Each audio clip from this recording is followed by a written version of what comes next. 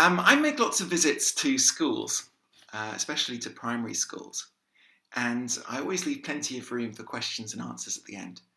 I figure that actually these kids are probably going to remember very little of what I've said, whatever my topic is. I suspect they're going to remember very little. But I think they might remember that they met somebody Jewish who listened to their question and answered it. So I try to take as many questions for the kids as I can. And unsurprisingly, I get asked a lot of questions about my kippah. Why do I wear a kippah? What does it mean? And my answer I usually tell them is that it's a bit like, for me, I think it's a bit like a school uniform. You know, the point of wearing a school uniform is to remember you're in school and hopefully help you to focus your mind, to pay attention, to remember that wherever you go in that uniform, you are a standard bearer for your school. You represent your school. And for me, the kippah is a bit like that, as a way of focusing the mind, of remembering that everywhere I go, that I'm a representative for the Jewish people and of God, and that God is there and I'm being judged. And there's a similar teaching that my father brings in his book, The Aura of Torah, talking about this week's parashah, which is Pekudei, the last parashah of the book of Exodus, where after the tabernacle has been put together, it starts with, these are the accounts of the tabernacle.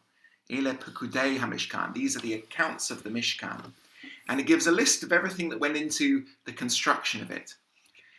And this is a teaching from Mordechai of Chernobyl. And it feels particularly appropriate at this time to share some wisdom from the rabbi of the Chernobyl Hasidic dynasty, given the events that have been taking place in Ukraine this week. And he wrote in his book, Likutei Torah, the Holy One demands an account from humanity from day to day, ever since the day the Holy One created the universe. Thus people must make an account and a reckoning with themselves before speaking words before the Holy One, whose divinity dwells within them. So Mordechai of Chernobyl connects the idea of the accounts of the Mishkan, which means the dwelling place, and says every time we speak to God and invite God to dwell amongst us, we need to take an account of ourselves and think to ourselves, how have we spent our time?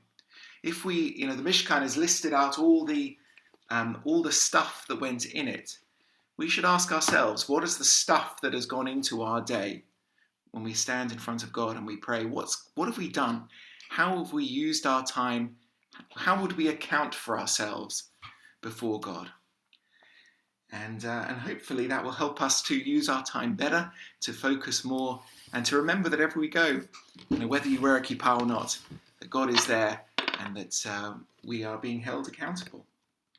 I wish you all Shavua Tov.